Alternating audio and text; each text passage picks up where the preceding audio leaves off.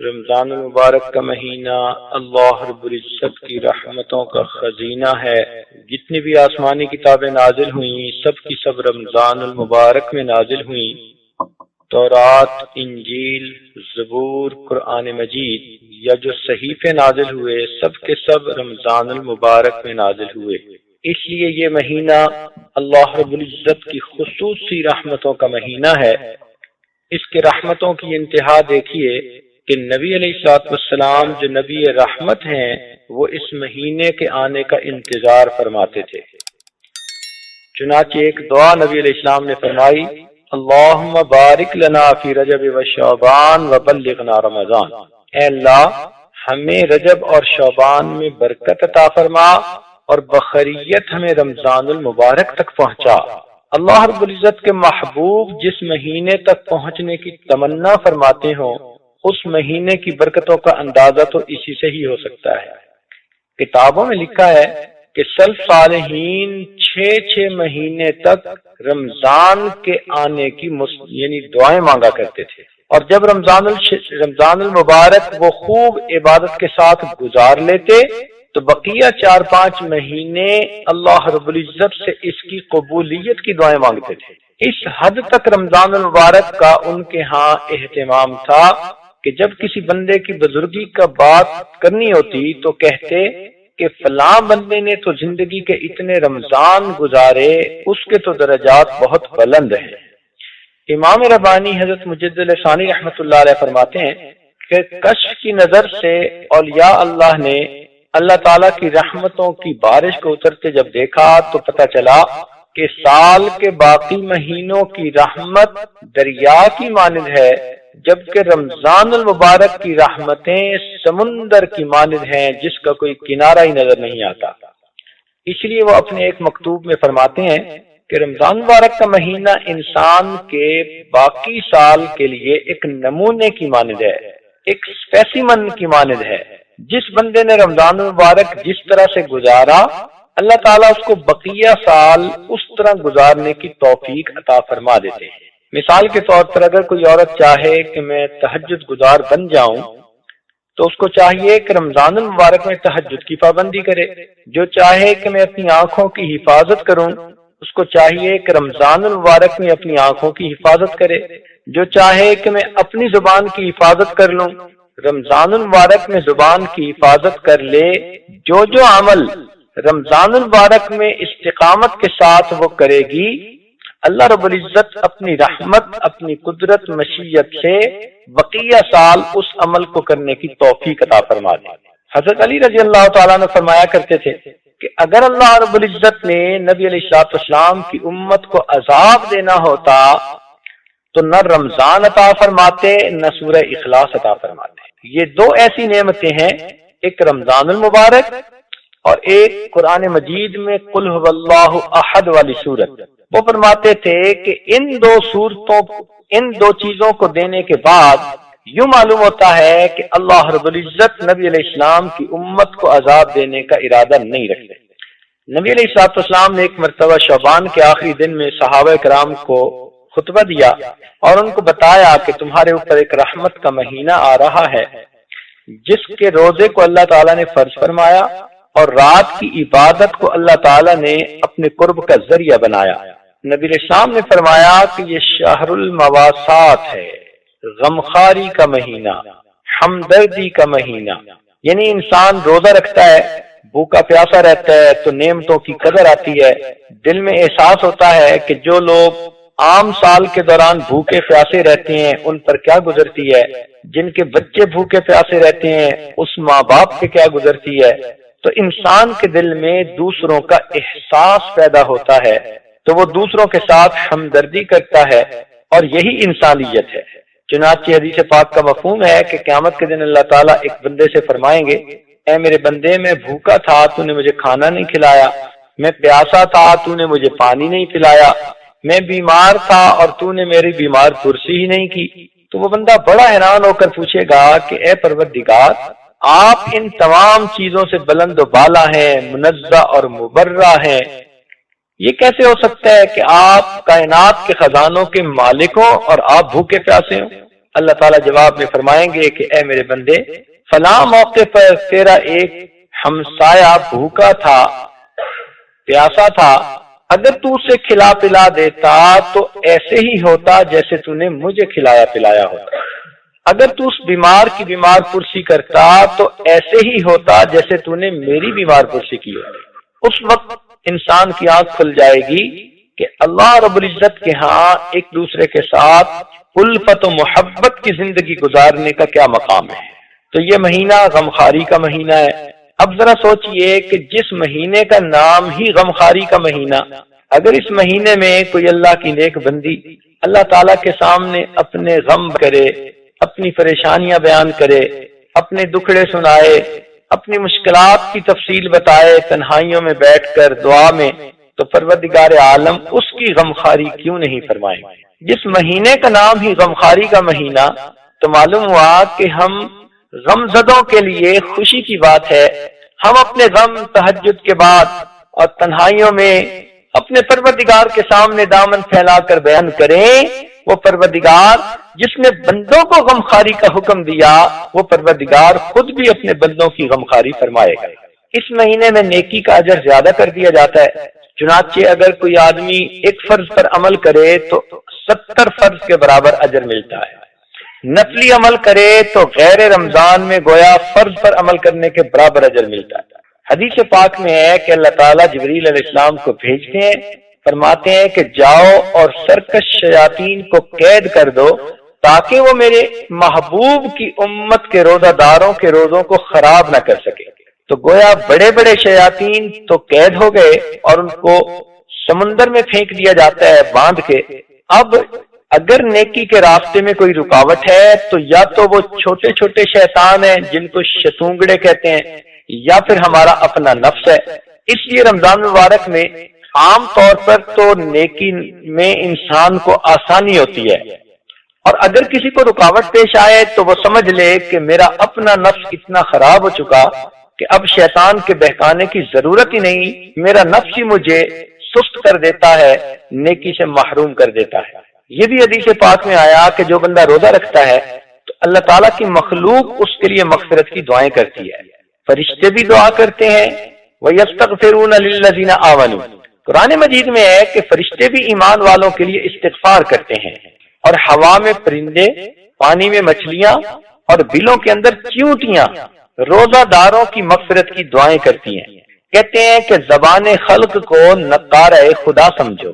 تو جب پروردگار نے اتنی مخلوق کو دعائیں مانگنے پر لگا دیا تو یہ اس بات کا ثبوت ہے کہ اللہ تعالیٰ انسان مومن کی مغفرت کرنا چاہتے ہیں۔ مومن کو چاہیے کہ اس مہینے کی خوب قدر کرے۔ جیسے سیزن ہوتا ہے، بہار کا سیزن، ہر طرف پھل پھول نظر آتے ہیں، خوشبوئیں ہوتی ہیں، سب لہلہاتے ہوئے درخت نظر آتے ہیں۔ رمضان المبارک نیکیوں کا سیزن ہے، اس میں جتنی بھی انسان نیکیاں کمانا چاہے اتنا نیکیاں کمانا آسان ہے، بلکہ مختلف جگہوں پر دیکھا کہ بعض چیزوں کی سیل لگتی ہے۔ سیل لگنے کا مطلب یہ ہوتا ہے کہ قیمتی چیزیں کم داموں پر مل جاتی ہیں۔ اگر قرآن و حدیث کا مطالعہ کیا جائے تو یوں محسوس ہوتا ہے اللہ تعالی رمضان المبارک میں جنت کی سیل لگا دیتے ہیں۔ تو آج کل جنت بہت سستی ملتی ہے، بس ہاتھ اٹھا کر مانگنے کی بات ہے، اللہ تعالیٰ کے سامنے عاجزی دکھانے کی بات ہے، اور پروردگار تو جنت دینے کے لیے آمادہ ہے۔ اس لیے حدیث پاک میں فرمایا کہ جب رمضان کی پہلی رات ہوتی ہے تو اللہ تعالیٰ حکم دیتے ہیں کہ اے رضوان جنت کے دروازوں کو کھول دے۔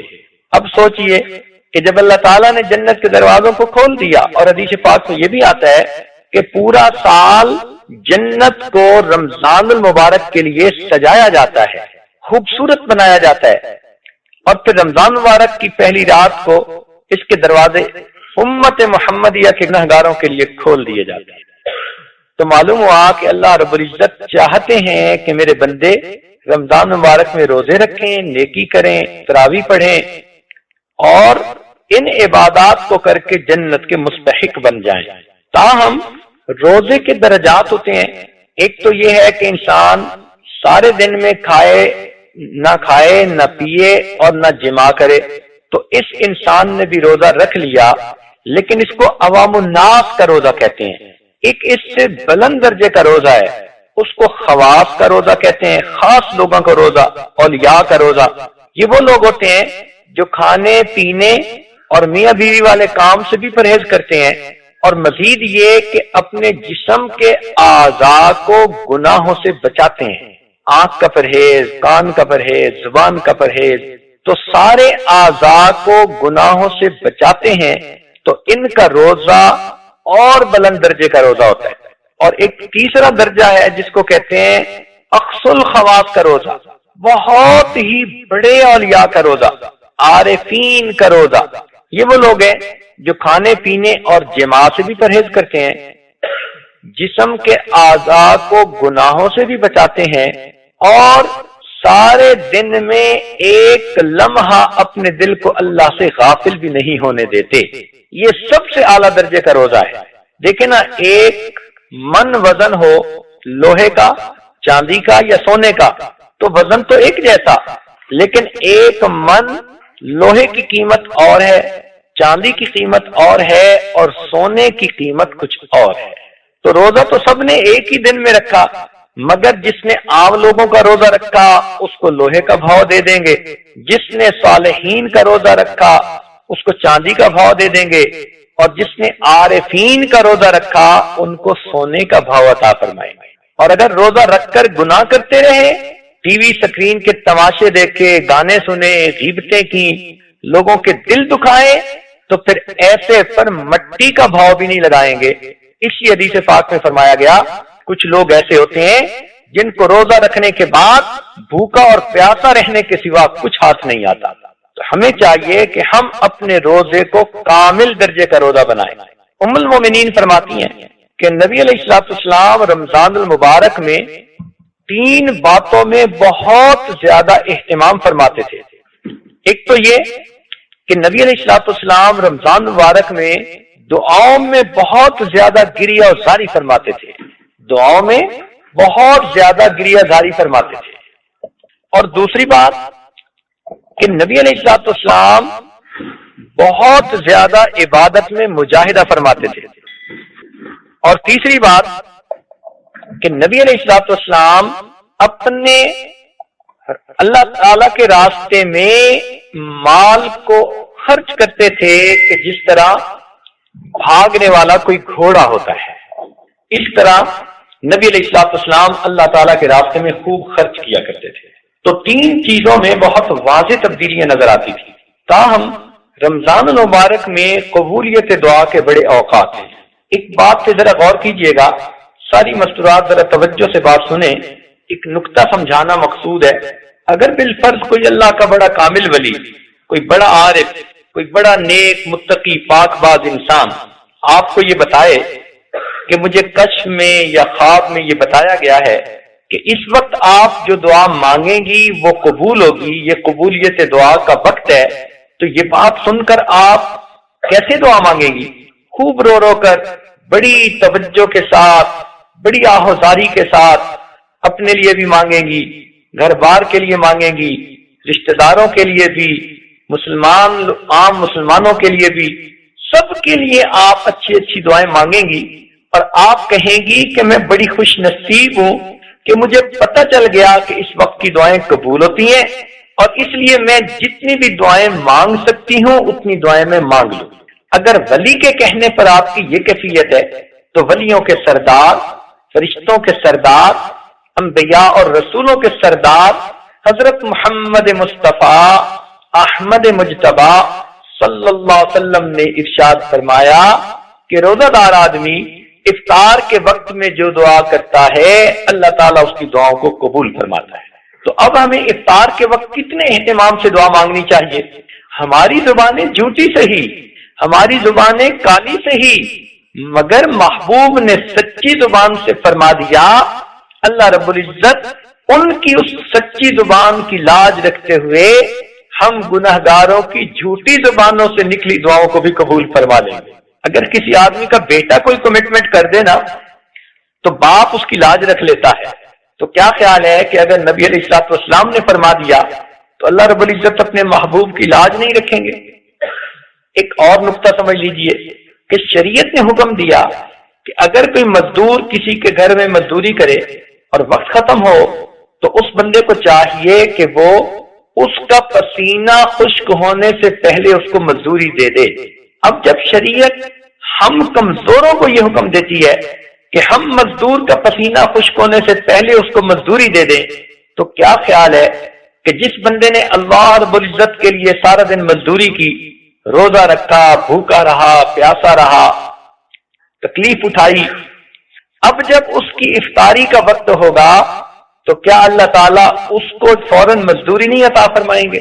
فرق اتنا ہے کہ جس مزدور کو ہم گھر میں لاتے ہیں کام کرنے کے لیے، ہم اس کے ساتھ مزدوری طے کر لیتے ہیں کہ بھئی اتنا تمہیں دیں گے، تم ہمارا یہ کام کر دو، تو کام کرنے کے بعد ہم اس کو پیمنٹ کر دیتے ہیں۔ لیکن جو بڑے ہوتے ہیں وہ طے نہیں کرتے، وہ کہتے ہیں جتنا کہو گے دے دیں گے۔ اسی لیے اللہ رب العزت نے بھی یہی معاملہ فرمایا کہ اے میرے پیارے محبوب کی امت کے روزے دارو، تم میرے لیے روزہ رکھو، اور جب افطاری کا وقت ہوگا تو میں تمہیں منہ مانگا انعام دوں گا، جو تم مانگو گے میں پروردگار تمہارے مانگنے کے مطابق تمہیں عطا کروں گا۔ مانگنا تمہارا کام ہے اور تمہارے دامن کو بھر دینا یہ میرا کام ہے۔ اس لیے فرمایا کہ روزہ دار کی دعائیں قبول ہوتی ہیں۔ حدیث پاک میں یہ فرمایا، اس کا کیا مطلب کہ اللہ تعالی روزے دار کو افطاری کے وقت میں منہ مانگا انعام عطا فرماتے ہیں۔ اچھا، اگر کوئی بندہ اس وقت انعام مانگے ہی نہ تو اس کو کیا ملے گا؟ اور ہماری عورتوں کا، بہت ساریوں کا یہی حال ہے کہ افطاری کی چیزیں بنانے میں اور دسترخوان سجانے میں ایسی مشغول ہو جاتی ہیں کہ ان کو بتانا پڑتا ہے کہ جی روزے کی افطاری کا وقت ہو چکا، اب تم بھی افطار کر لو۔ اس کا مطلب ہے کہ یہ وہ مزدور ہے جس نے مزدوری تو کی، مگر جب دینے والے نے کہا کہ کتنا چاہیے تو اس کو مانگنا ہی یاد نہیں تھا۔ اس سے بڑی غفلت اور کیا ہو سکتی ہے؟ عورتوں کو چاہیے کہ اپنے خامدوں کو یہ بات سمجھائیں کہ افطاری کی ہر چیز آدھا گھنٹہ وقت سے پہلے تیار ہو کر دسترخوان پہ پہنچ جائے گی، اور آخری آدھا گھنٹہ بجائے اس کے کہ ہم کچن میں چولہے پہ کھڑی ہوں اور کبھی ایک چیز تلی جا رہی ہے، کبھی دوسری چیز پک رہی ہے، اس میں لگنے کی بجائے یہ آدھا گھنٹہ، یہ 20 منٹ، یہ 15 منٹ مصلی پر بیٹھ کر اللہ رب العزت سے دعائیں مانگیں۔ عورتیں اپنے گھر کے سب بچوں کو اپنے پاس بٹھا لیا کریں اور معصوم بچوں کو کہیں کہ وہ بھی ہاتھ اٹھائیں اور دعا مانگیں۔ اگر بڑوں نے گناہ کیے تو چھوٹے تو معصوم ہیں، کیا پتا ان کے معصوم ہاتھوں کے اٹھنے پر ہی اللہ کو رحم آ جائے اور اللہ تعالیٰ آپ کی دعاؤں کو قبول فرما لے۔ تو اس لیے عورتوں کو چاہیے کہ افطاری کے اس وقت کی قدر کریں، اور اگر کسی گھر میں ایک ہی عورت ہے اور اس کے لیے کھانا پکانا بنانا بھی ضروری ہے تو دعا تو دل سے مانگی جاتی ہے، ہاتھ سے تو نہیں مانگی جاتی۔ ہاتھ کام کاج میں مشغول ہوں اور اس حالت میں بھی آپ اپنے دل ہی دل میں اللہ سے دعا مانگ رہی ہوں تو گویا آپ بھی اپنے رب سے اس وقت میں منہ مانگا انعام حاصل کر سکتی ہیں۔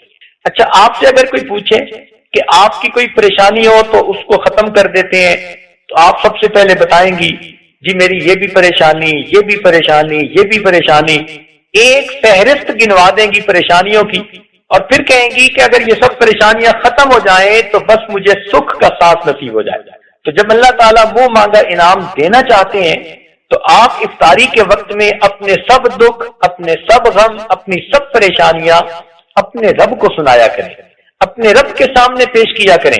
سارا سال جو آپ دوسروں کے سامنے اپنے دکھڑے روتی ہیں، خامد اچھا سلوک نہیں کرتا، مجھ پہ توجہ نہیں دیتا، خامد کی توجہ باہر کسی طرف ہے، خامد کاروبار نہیں کرتا، اگر یہ دکھڑے آپ نے سارا سال مخلوق کے سامنے کرنے ہیں تو مخلوق تو خود محتاج ہے، جس کے سامنے آپ دکھ کہہ رہی ہوتی ہیں وہ خود دکھوں والی ہوتی ہے، تو اس کا کیا فائدہ؟ اب آپ اپنے دکھ اس پروردگار کے سامنے کہیں گی جو سب کے دکھوں کو دور کرنے والا اور سب کی پریشانیوں اور مشکلات کو حل کرنے والا ہے۔ لہذا افطاری کے اس وقت میں آپ اپنی زندگی کی اور آخرت کی بہتری کے لیے خوب دل کھول کے دعا مانگا کریں۔ وہ ایک آدمی نے کہا، اے اللہ مجھے آپ اتنے بلین ڈالر عطا کر دیجئے. تو سننے والے نے کہا وہ اتنے زیادہ؟ اس نے کہا بھائی آپ سے نہیں مانگے، پروردگار سے مانگے ہیں. تو یہ دعا جو آپ مانگیں گی یہ کسی بندے سے نہیں مانگ رہی، یہ بندوں کے پروردگار سے مانگ رہی ہیں، جس ذات نے کہا کہ میرے ہاتھ میں زمین اور آسمان کے خزانے ہیں. اب جب اس سے مانگیں گی تو آپ محسوس کریں گی کہ مانگنے والے کا دامن چھوٹا ہے اور پروردگار کا دینا اس سے بھی زیادہ ہے. ٹوٹے رشتے وہ جوڑ دیتا ہے، بات رب پہ جو چھوڑ دیتا ہے، اس کے جود و کرم کا کیا کہنا، لاکھ مانگو کروڑ دیتا ہے. وہ پروردگار تو ہمارے مانگنے سے زیادہ بڑھ کر ہمیں عطا فرماتا ہے. نبی علیہ السلام نے ارشاد فرمایا للصائم فرحتان، کہ روزہ دار کے لیے دو خوشیاں ہوتی ہیں. فرحت عند الافطار، ایک تو جب روزے کی افطاری کا وقت ہوتا ہے اس وقت اس کو خوشی ملتی ہے. ایک خوشی تو یہ کہ روزے کی عبادت مکمل ہوئی، اور دوسری خوشی یہ کہ اس وقت کی دعائیں قبول ہوتی ہیں. اور ایک فرمایا فرحت عند لقاء الرحمن، کہ جب قیامت کے دن روزے دار آدمی اللہ رب العزت سے ملے گا تو اس وقت بھی اس کو خوشی نصیب ہوگی. کیوں خوشی ہوگی؟ اللہ رب العزت اس کا استقبال فرمائیں گے. چنانچہ حدیث پاک میں ہے کہ کچھ لوگ ایسے ہوں گے قیامت کے دن اللہ تعالیٰ کے سامنے کھڑے ہوں گے، یہ اللہ تعالیٰ کو دیکھ کر مسکرائیں گے اور پروردگار ان کو دیکھ کر مسکرائیں گے اور ان کا استقبال فرمائیں گے. اچھا ذرا غور کریں، اگر رشتہ داروں میں کوئی ایسا گھر ہے کہ وہ عورتیں آپ کے ساتھ اچھا سلوک نہیں کرتی، اب حامد آپ کو کہے کہ چلو اس گھر چلنے، تو آپ انکار کریں گی. آپ کہیں گی مجھے تو وہاں نہیں جانا، آپ نہ بولیں گی. کہیں گی کہ وہ تو عورتیں مجھ سے کلام کر کے راضی نہیں، وہ تو مجھ سے بات کر کے راضی نہیں، وہ تو مجھے ذرا سلوک نہیں دیتی، میرے لیے تو وہاں 5 منٹ گزارنے مصیبت ہے، میں تو اس گھر میں جانا ہی نہیں چاہتی. تو جس گھر کی عورتیں آپ کا استقبال نہیں کرتی، آپ سے اچھا سلوک نہیں کرتی، آپ وہاں جانا ہی پسند نہیں کرتی. اور اگر کہیں آپ کا بہت قرب کا تعلق ہے، محبت کا تعلق ہے، حامد جانا نہیں چاہتا، آپ مجبور کر کے لے جائیں گی کہ جی فلاں گھر والوں نے دعوت دی ہے تو مجھے تو وہاں ضرور ہی جانا ہے، انہوں نے بلایا ہے. تو جو آپ سے محبت کا سلوک کرتی ہیں آپ ضد کر کے وہاں پہنچتی ہیں، اور جو نہیں کرتی کہنے کے باوجود آپ وہاں نہیں جاتی. تو اگر دنیا میں یہ معاملہ ہے تو سوچئے کہ قیامت کے دن 2 حال میں انسان اللہ تعالیٰ کے سامنے پیش ہوگا. ایک تو نیکوکار بن کر جو اللہ رب العزت کا دیدار کرے گا اور پروردگار خوشی سے اس کا استقبال کریں گے، اور دوسرا ایک گناہگار کی شکل میں. اور گناہگار کیسے قیامت کے دن پیش ہوگا؟ قرآن مجید میں فرما دیا وَلَوْ تَرَىٰ إِذِ الْمُجْرِمُونَ نَاكِسُو رُؤُوسِهِمْ عِندَ رَبِّهِمْ، اگر تم دیکھ سکتے کہ کافر قیامت کے دن کس حال میں اللہ کے سامنے پیش ہوں گے، ان کے سر جھکے ہوں گے اور وہ رب کے سامنے اپنی نگاہیں اٹھا بھی نہیں سکیں گے. اب ہم سوچیں کہ ہم ان دونوں میں سے کس حالت میں اللہ تعالیٰ کے سامنے پیش ہونا چاہتے ہیں، تو دل سے جواب آئے گا کہ نہیں، ہم تو اللہ تعالیٰ سے اس کے محبوب بندے، مقبول بندے، اس کے دوست بن کر پیش ہونا چاہتے ہیں. تو پھر اس کا آسان طریقہ کہ ہم اپنے روزے کو صحیح انداز آداب سے رکھیں اور افطاری کے وقت میں دعا مانگیں کہ اللہ ہمیں یہاں پر مغفرت عطا کر کے خوشی عطا فرما، اور جب آپ کے پاس قیامت کے دن حاضری ہو تو اللہ وہاں بھی مسکرا کر ہمیں اپنی تجلی نصیب فرما. چنانچہ کتنے لوگ ہوں گے جو قیامت کے دن اللہ تعالیٰ کا دیدار کریں گے. وجوہ یومئذ ناظرہ الی ربہا ناظرہ، کیسے خوش نصیب لوگ ہوں گے، ان کو اللہ تعالیٰ کا دیدار نصیب ہوگا قیامت کے دن. اس لیے حدیث پاک میں آتا ہے کہ جنت کے دروازوں میں سے ایک دروازہ ہے جس کا نام باب الریان ہے. یہ اسپیشل دروازہ ہے جس سے وہ لوگ داخل ہوں گے جو دنیا میں آداب اہتمام کے ساتھ اپنے روزوں کو مکمل کیا کرتے تھے. اس کی مثال یوں سمجھ لیں کہ جیسے آپ کسی ملک میں اتریں تو وہاں پر کسٹم والے، وہاں پر امیگریشن والے ہوتے ہیں، انہوں نے لائنیں بنائی ہوئی ہوتی ہیں. تو بیرون ملک کے لوگوں کے لیے علیحدہ لائنیں، اور جو ملکی لوگ ہوتے ہیں، مواطن ہوتے ہیں، ان کے لیے علیحدہ لائن. تو مواطن لوگ بہت جلدی نکلتے چلے جاتے ہیں، نہ ان کو کاغذ بھرنے پڑتے ہیں، نہ کچھ اور زیادہ سلسلہ، نہ پوچھ گچھ ہوتی ہے، نہ کوئی ویزے کی چیکنگ، بس پاسپورٹ وہ دکھاتے ہیں اور ٹھپا لگتا ہے اور وہ سیدھا چلتے چلے جاتے ہیں. تیز لائن ہوتی ہے، اسی طرح اللہ تعالیٰ قیامت کے دن جنت کے 8 دروازوں میں سے ایک دروازہ روزے داروں کے لیے بنائیں گے جنہوں نے اہتمام سے روزے رکھے ہوں گے۔ پروردگار عالم ادھر سے ان کو فاسٹ ٹریک کے اوپر تیزی سے جنت کے اندر لے جائیں گے۔ تو 2 وقت بہت خاص ہیں، ایک افطاری کا وقت اور ایک دوسرا وقت ہے جس کو سحری کا وقت کہتے ہیں۔ ایک مرتبہ نبی علیہ الصلوۃ والسلام نے بنی اسرائیل کے احوال بتائے اور فرمایا کہ 4 بنی اسرائیل کے لوگ ایسے تھے کہ جنہوں نے 80 سال اللہ تعالیٰ کی ایسی عبادت کی کہ ایک لمحہ کے لیے بھی نافرمانی نہ کی۔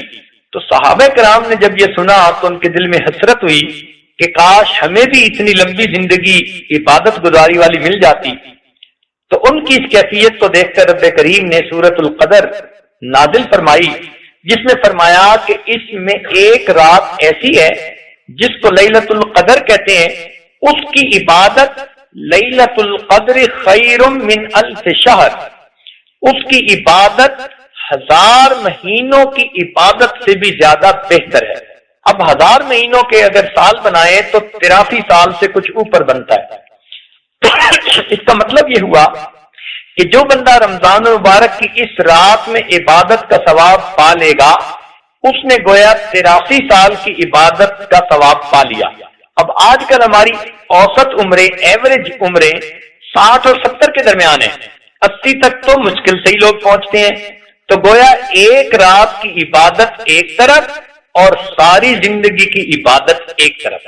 تو جب اتنا خاص معاملہ ہے تو ہر مومن کے دل میں یہ تڑپ ہونی چاہیے کہ ہمیں لیلۃ القدر میں ثواب عبادت کرنے کا نصیب ہو جائے۔ یہ کون سی رات ہے اس کے بارے میں ہمیں نہیں معلوم، مگر حدیث پاک میں کچھ اشارے کر دیے گئے ہیں۔ ایک تو یہ فرمایا گیا کہ یہ سال کی کوئی رات ہو سکتی ہے، دوسرا فرمایا کہ یہ رمضان المبارک کی رات ہوتی ہے، تیسری جگہ فرمایا کہ رمضان مبارک کے آخری 10 دنوں میں سے کوئی رات ہوتی ہے، اور ایک حدیث پاک میں فرمایا گیا کہ آخری 10 دنوں میں سے جو طاق عدد ہیں وہ رات ہوتی ہے، یعنی 21، 23، 25، 27، 29 ان میں سے کوئی رات ہوتی ہے۔ زیادہ روایتیں اسی کی ہیں۔ اب اس عشرہ میں لیلۃ القدر کو تلاش کرنے کے لیے اعتکاف بیٹھتے ہیں، اس لیے معتکف ہر رات میں قیام اللیل کریں تاکہ ان کو لیلۃ القدر میں قیام کا ثواب نصیب ہو جائے۔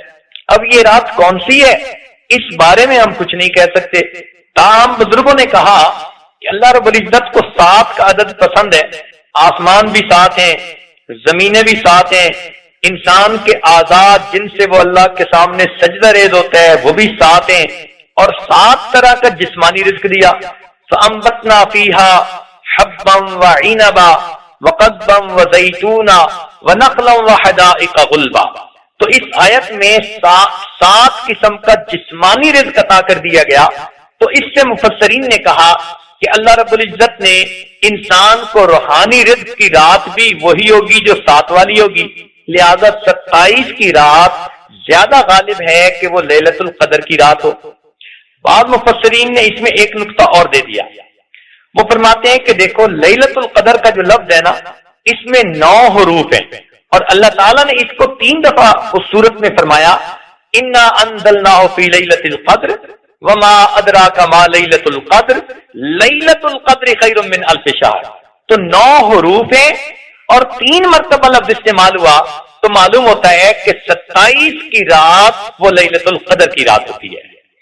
اس رات میں اللہ رب العزت کی طرف سے بڑی مومنوں کے لیے رحمتیں اور برکتیں ہوتی ہیں، چنانچہ مومنوں پر اللہ تعالیٰ کی طرف سے سلام اترتے ہیں، سلامتی کے پیغام جبریل علیہ السلام فرشتوں کو کراتے ہیں، اور اس رات میں عبادت کرنے والوں سے مصافحہ کرتے ہیں۔ کتابوں میں لکھا ہے کہ اس رات میں کوئی آدمی ویسے ہی جاگ رہا ہو تو فرشتہ اس سے مصافحہ کرتا ہے، اور اگر کوئی آدمی اللہ کا ذکر کر رہا ہو جاگتے ہوئے تو جبریل علیہ السلام اس سے مصافحہ کرتے ہیں، اور اگر کوئی آدمی نماز پڑھ رہا ہو تو پھر اس نماز پڑھنے والے کو اللہ رب العزت سلام بھیجتے ہیں۔ یہ اس امت کی خوش نصیبی ہے کہ اس امت کو اللہ تعالیٰ کی طرف سے سلام بھیجے گئے، حالانکہ یہ اولو العزم انبیاء کو نعمتیں نصیب ہوئی۔ دیکھیے حضرت نوح علیہ السلام کے بارے میں اللہ فرماتے ہیں سلام علی نوح فی العالمین، تو ان پر سلام بھیجے گئے۔ ابراہیم علیہ السلام کے بارے میں فرمایا سلام علی ابراہیم، تو ان پر بھی سلام بھیجے گئے۔ اسی طرح حضرت موسیٰ علیہ السلام، عیسیٰ علیہ السلام پر سلام۔ خود عیسیٰ علیہ السلام نے فرمایا والسلام علی یوم ولدت و یوم اموت و یوم ابعث حیا، اللہ تعالیٰ نے نبی علیہ السلام پر سلام بھیجے۔ تو یہ وہ نعمتیں تھیں جو اللہ رب العزت نے اپنے انبیاء کو عطا فرمائی، لیکن نبی علیہ السلام نے اس امت کے لیے اتنی دعائیں کی، اتنی دعائیں کی، اتنی دعائیں کی کہ پروردگار ان دعاؤں سے اتنا خوش ہوئے، ان دعاؤں کو بہانہ بنا کر، سبب بنا کر اللہ تعالیٰ نے اس گنہگار امت کو بھی سلام بھیجے۔ تنزل الملائکۃ والروح فیہا باذن ربہم من کل امر سلام۔ دیکھیے اس گنہگار امت پر بھی اللہ کی طرف سے سلامتی نازل ہو رہی ہے، لہذا پتہ چلا کہ اللہ رب العزت اس امت کو نعمتیں عطا فرمانا چاہتے ہیں اور اس امت کا اکرام کرنا چاہتے ہیں۔ چنانچہ اس امت کو بھی اللہ تعالیٰ نے وہی پروٹوکول دے دیا جو پہلے وقت کے اولو الانبیاء کو ملا کرتا تھا۔ حدیث پاک میں آتا ہے کہ جب وہ رات آتی ہے تو جبریل علیہ السلام 4 جھنڈے لے کر اترتے ہیں، اور ایک جھنڈا جس کو لوائے رحمت کہتے ہیں، رحمت کا جھنڈا، وہ بیت اللہ پر نصب کر دیتے ہیں۔ ایک کو لوائے مغفرت کہتے ہیں، مغفرت کا جھنڈا وہ مسجد نبوی پر نازل کر لگا دیتے ہیں، اور ایک لوائے کرامت ہے اس کو بیت المقدس پر کر دیتے ہیں، اور ایک لوائے حمد ہے اس کو زمین اور آسمان کے درمیان میں نصب کر دیتے ہیں۔ اور پھر اس امت محمدیہ کے وہ لوگ جو اس رات میں بیٹھے ہوئے دعائیں کرتے ہیں، یہ فرشتے ان کی دعاؤں پر آمین کہتے ہیں۔ اب سوچئے اللہ تعالیٰ کے فرشتے اگر ہماری دعاؤں پر آمین کہہ دیں تو پھر کیا بات ہے۔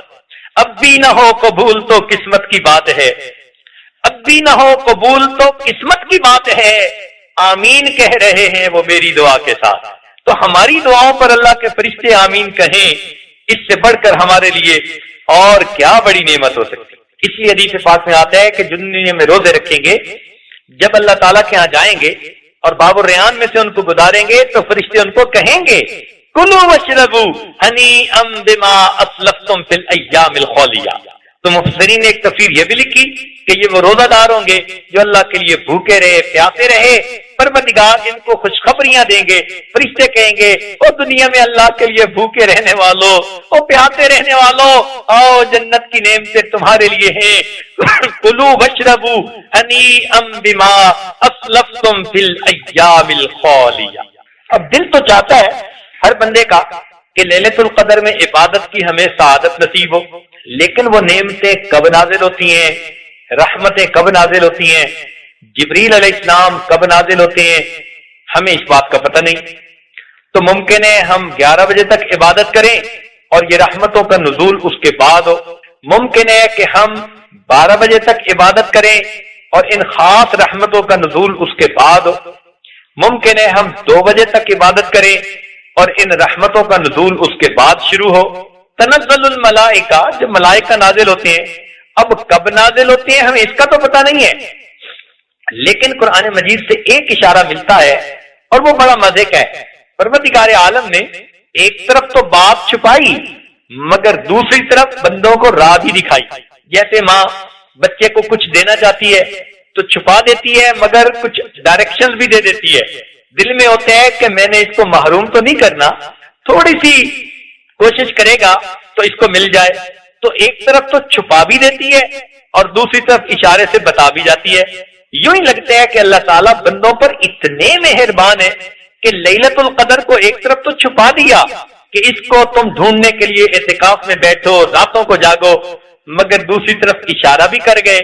یہ اوپن سیکرٹ ہے پروردگار کا، کہنے کو تو راز ہے مگر اس راز کو ایک طرف سے بتا بھی گئے۔ وہ کیا کہ پروردگار نے یہ بتا دیا کہ جب وہ فرشتے نازل ہوتے ہیں، برکتیں نازل ہوتے ہیں، ہی حتی مطلع الفجر، وہ رحمتیں اور برکتیں طلوع فجر تک نازل ہوتی رہتی ہیں۔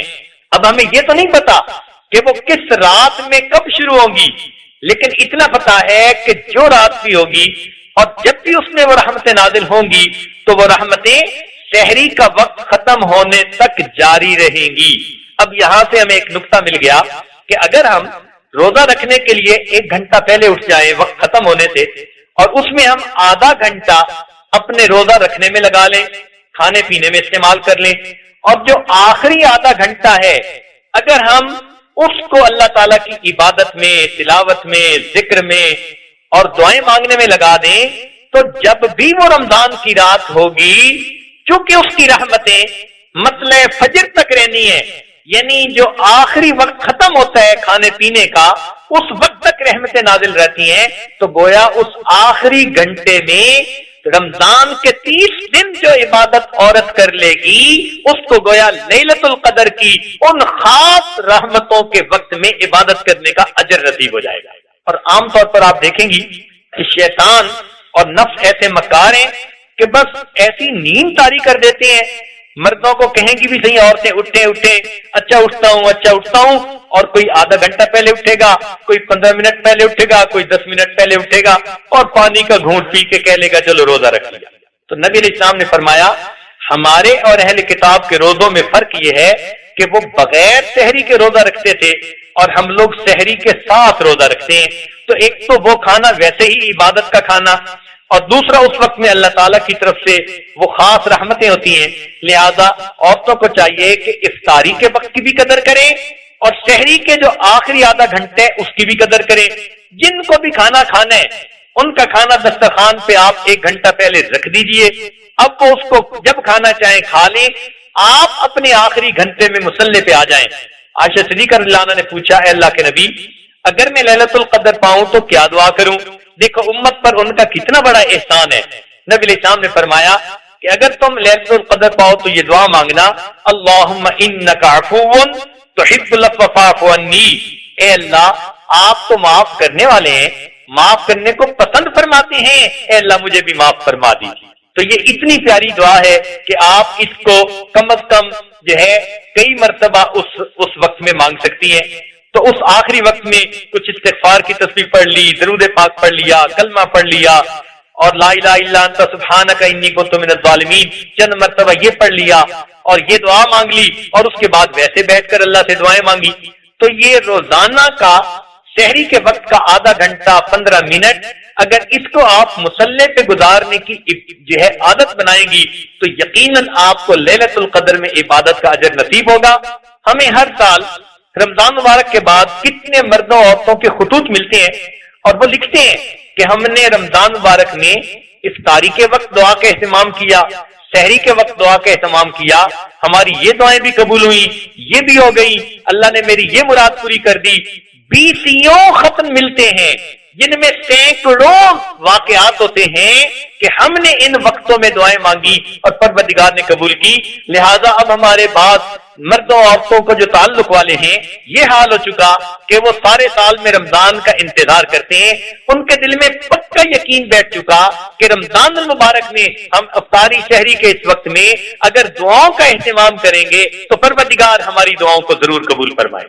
تو اس لیے آپ کو یہ ایک اچھی راز کی بات بتا دی، اگر آپ اس میں اپنے رب کے سامنے دعائیں مانگیں گی تو انشاءاللہ نہ آپ کو آج کے بعد تعویذوں کی ضرورت پڑے گی، نہ کسی ٹونے کی ضرورت پڑے گی، نہ کسی عملت کی ضرورت پڑے گی، کسی عامل کے پاس جانے کی ضرورت ہی نہیں۔ اپنے رب کو دل کا حال سنا دیجئے، رب کریم دلوں کی کیفیت کو بدل دیں گے اور اللہ رب العزت آپ کو مرادیں عطا فرما دیں۔ رمضان مبارک کے ان دنوں میں اللہ رب العزت سے خوب مانگیں، یہ ذہن میں رکھنا کہ آپ جس حال میں بھی ہیں اس حال میں اللہ تعالیٰ سے مانگنے کی محتاج ہے۔ یہ نقطہ بھی ایک کھولنا ضروری۔ ایک خاتون کہنے لگی کہ جی میں تو دعا مانگتی نہیں، نمازیں پڑھتی ہوں، خط میں لکھا، اس نے پوچھا بھائی کیوں؟ کہنے لگی جی اللہ تعالیٰ کا سب کچھ دیا ہوا ہے۔ اب وہ بیچاری یہ سمجھتی تھی کہ محبت کرنے والا خاوند مل گیا، اچھا گھر مل گیا، کاروبار مل گیا اور اولاد بھی مل گئی اپنی من مرضی کی، لہذا سب نعمتیں مل گئی، اب مجھے اور مانگنے کی کیا ضرورت ہے؟ تو یہ غلط فہمی ہے۔ انسان زندگی کے کسی حال میں بھی ہو وہ اللہ تعالیٰ سے مانگنے کا محتاج ہے۔ کیسے؟ یا تو وہ آدمی اللہ تعالیٰ کی نیکی والی زندگی گزار رہا ہوگا، تو اگر کوئی آدمی نیکی پرہیزگاری کی زندگی گزار رہا ہے تو وہ اس بات کا محتاج ہے کہ اپنے ان عملوں کی قبولیت کی دعا اللہ سے مانگے. بھئی نیک عمل کر لینے سے تو کام نہیں ہو جاتا جب تک کہ وہ اللہ کے ہاں قبول نہ ہو. تو جو آدمی نیکی کے حال میں ہے وہ اللہ رب العزت سے اس نیکی کی قبولیت کی دعا مانگنے کا محتاج ہے. جو آدمی گناہوں میں پھنسا ہوا ہے وہ اللہ تعالیٰ سے توبہ کی توفیق مانگنے کا محتاج ہے. اے اللہ مجھے ان گناہوں سے توبہ کی توفیق عطا فرما. کوئی آدمی اگر خوشحالی کی کیفیت میں ہے، کھلا رزق ہے، عزتیں ہیں، خوشیاں ہیں، تو وہ اللہ تعالیٰ کا شکر ادا کرنے کا محتاج ہے. اس لیے کہ اگر شکر کریں گے تو اللہ ان نعمتوں کو سلامت رکھیں گے، بڑھائیں گے. وَلَئِن كَفَرْتُمْ، اگر ناشکری کریں گے، ان عذابی لشدید، جو پروردگار نعمتیں دینا جانتا ہے وہ پروردگار نعمتیں لینا بھی جانتا ہے. تو اگر کوئی خوشحالی کے حال میں ہے تو وہ اللہ تعالیٰ سے شکر ادا کرے تاکہ اللہ تعالیٰ اسی حال میں پوری زندگی اس کو عطا فرما دے. اور کوئی اگر تنگ دستی کے حال میں ہے تو وہ اللہ تعالیٰ کے سامنے صبر کرے اور دعائیں مانگے تاکہ پروردگار اس کو صبر عطا فرما دے اور اللہ تعالیٰ اس کی تنگ دستی اور مشکل کے حالات کو آسان فرما دے. تو معلوم ہوا کہ انسان دنیا میں کسی حال میں بھی ہو وہ اللہ تعالیٰ سے مانگنے کا محتاج. تو جب اللہ تعالیٰ سے مانگنا ہی ہے تو پھر خوب مانگیں. رمضان مبارک کا مہینہ اللہ تعالیٰ کو حال دل سنانے کا مہینہ ہے، اللہ تعالیٰ کو منانے کا مہینہ ہے. اس مہینے میں اللہ تعالیٰ کو خوب منا لیجئے، دعائیں مانگیے، لمبے سجدے کیجئے، اللہ تعالیٰ کے سامنے لمبے نمازیں پڑھیے، تلاوت کے بعد مانگیے. مانگنا ہمارا کام ہے، پروردگار عطا فرما دیں گے.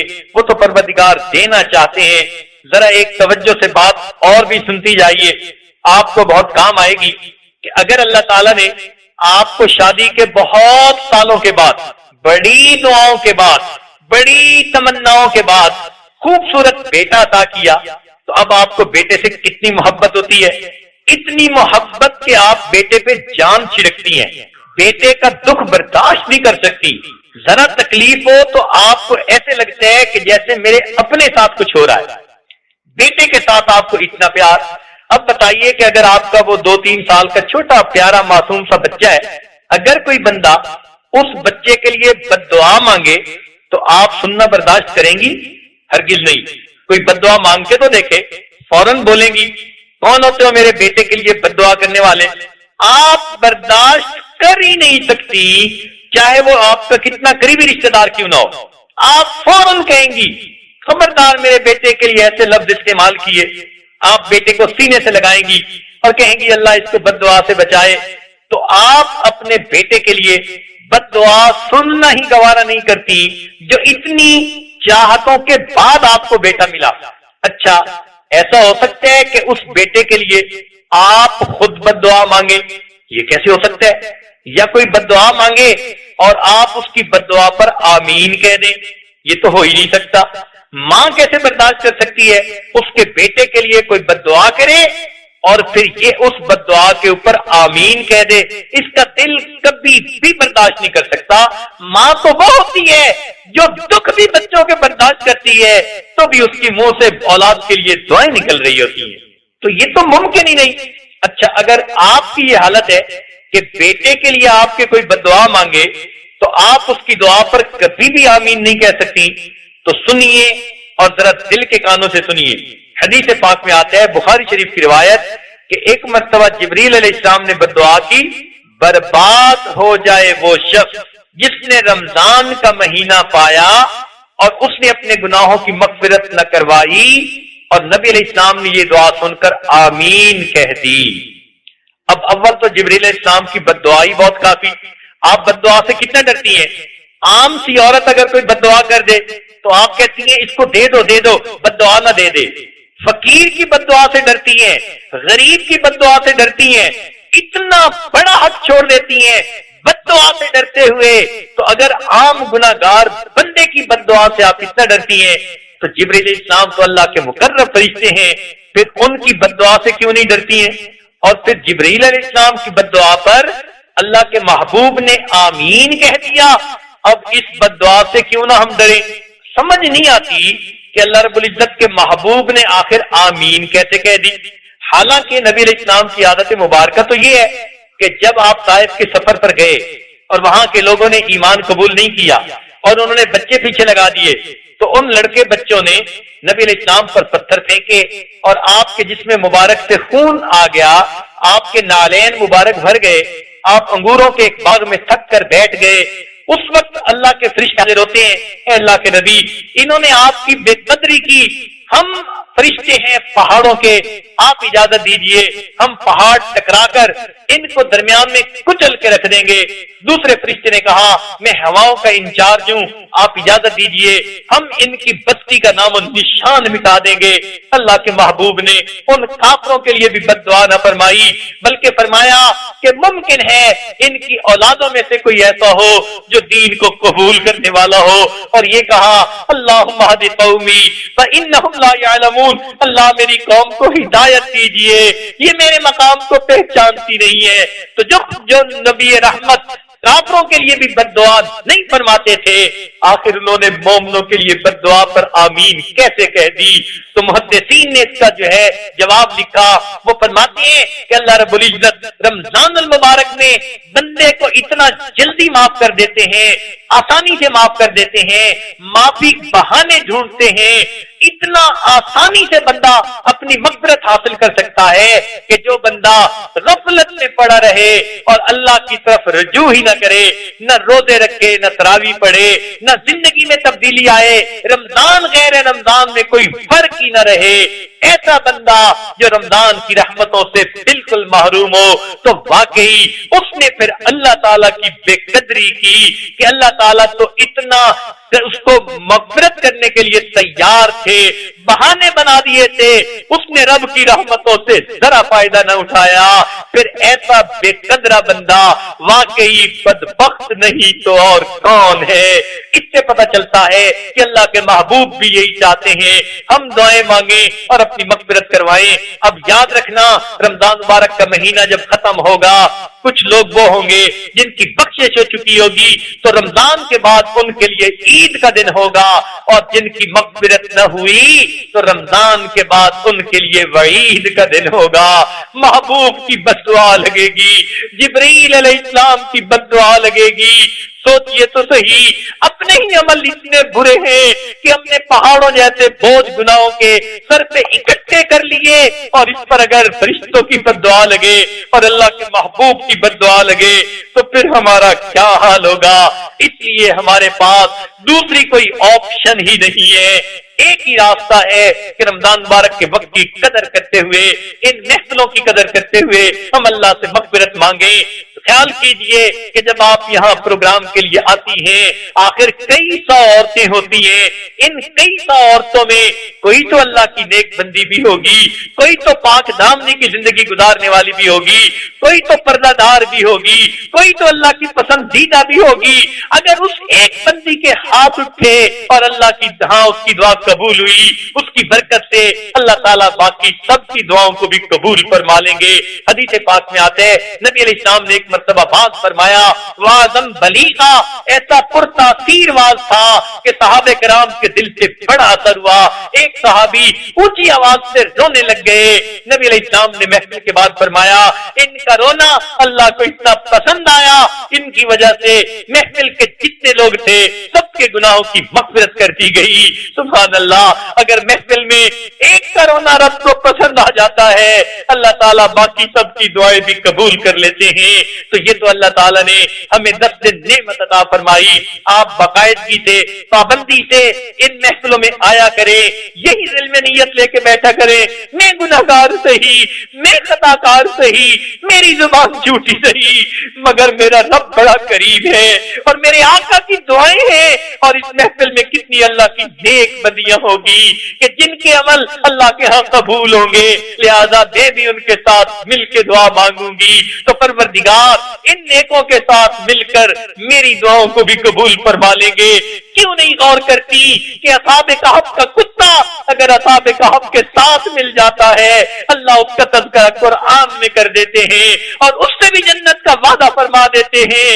इतनी नेक बीवियां मौजूद हैं, अपने आप को भी यही समझे, अगर ये असहाबे कहफ की मानद है तो मैं भी तो यहाँ उस असहाबे कहफ के कुत्ते की मानद आकर बैठ गई हूँ और मैं भी रब के सामने दामन फैलाती हूँ, अल्लाह मुझे भी माफ फरमा दीजिए, मेरे कसूरों को माफ फरमा दीजिए। तो यकीनन रब्बे करीम की रहमत होगी, अल्लाह ताला हमारे कसूरों को माफ फरमाएंगे। बुजुर्गों ने एक बात अजीब लिखी, वो फरमाते हैं कि याकूब अलैहिस्सलाम के 12 बेटे थे, एक यूसुफ अलैहिस्सलाम और 11 दूसरे थे, अहदा आशरा कौकबा जिनको कहा गया, वो 11 बेटे और 12वें यूसुफ अलैहिस्सलाम थे। तो वो फरमाते हैं कि उनके 11 बेटों की मग़फ़िरत 12वें बेटे यूसुफ अलैहिस्सलाम की वजह से हो गई थी। इसी तरह साल के 12 महीने होते हैं, 11 महीने के गुनाहों की मग़फ़िरत रमज़ान अल मुबारक के वो महीना जो हज़रत यूसुफ अलैहिस्सलाम की मिसाल है, इसकी वजह से अल्लाह ताला फरमा देते हैं इस महीने से फायदा उठाइए और अपने रब से गुनाहों की बख्शिश मांग लीजिए। बुजुर्गों ने तो किताब में लिखा है कि एक मुसलमानों का शहर था, मजूसी रहता था, हालांकि वो किसी और की पूजा करने वाला था।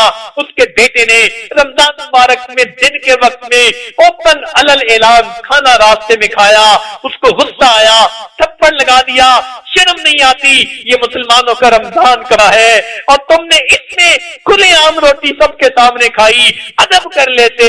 चुनाचे किसी बुजुर्ग ने देखा उस मजूसी को कि जब वो फौत हुआ तो जन्नत के बागों में फिर रहा था, वो बड़े हैरान हुए, उसे कहा कि तुम तो गैर मुस्लिम थे, तुम जन्नत में कैसे पहुंच गए? वो कहने लगा कि मेरे बेटे ने रमजान में एक मर्तबा खुले आम रोटी खाई, मैंने थप्पड़ लगा दिया कि तुमने मुसलमानों के रमजान का एहतराम क्यों न किया। जब मैं अल्लाह के हुजूर पेश हुआ तो रमजान ने मेरी शफाअत की, अल्लाह इसने मेरा इतना अदब किया, अब तू इस पर रहम फरमा। चुनाचे अल्लाह रब्बुल इज्जत ने मेरी मग़फ़िरत फरमा दी और आखिरी लम्हे जब मैं दुनिया से जाने वाला था, इस अदब की वजह से मुझे कलमे पे मौत अता फरमा दी और अब मैं जन्नत में खुशियां मना रहा हूँ। तो जब रमजान मुबारक का अदब इतना है, इसी हदीस पाक में फरमाया कि कुरान और रमजान ये क़यामत के दिन शफाअत फरमाएंगे। सुभान अल्लाह। चुनाचे एक हदीस में ये भी आता है कि एक बंदे को क़यामत के दिन फरिश्ते पीट रहे होंगे, मार रहे होंगे, नबी अलैहिस्सलाम देखकर फरमाएंगे मेरे उम्मती को क्यों मार रहे हो? फरिश्ते कहेंगे इसलिए कि मुतालबा करने वाला अल्लाह का बड़ा मकबूल है। चुनाचे नबी अलैहिस्सलाम पूछेंगे कौन है जिसने मुतालबा किया? बताया जाएगा रमजान है कि रमजान ने मुतालबा किया, ए अल्लाह ये बंदा मेरा इकराम नहीं करता था और रमजान में आता भी था तो न रोजे रखता था न तरावी पढ़ता था। नबी अलैहिस्सलाम फरमाएंगे कि अगर रमजान ने दावा किया ऐसे बंदे की शफाअत मैं नहीं कर सकता।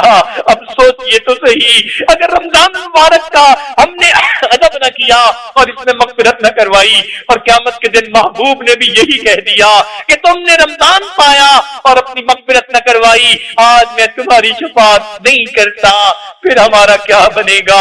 रब्बे करीम हम पर एहसान फरमाए और रमजान मुबारक के औकात में हमारी मग़फ़िरत फरमाए। चुनाचे एक किताब में अजीब बात पढ़ी, लिखा हुआ था कि जो औरत रमजान मुबारक में अपने खामिद को राजी कर लेती है, अल्लाह ताला क़यामत में उसको हज़रत बीबी मरियम की सोहबत में जाने की तौफीक अता फरमाएंगे।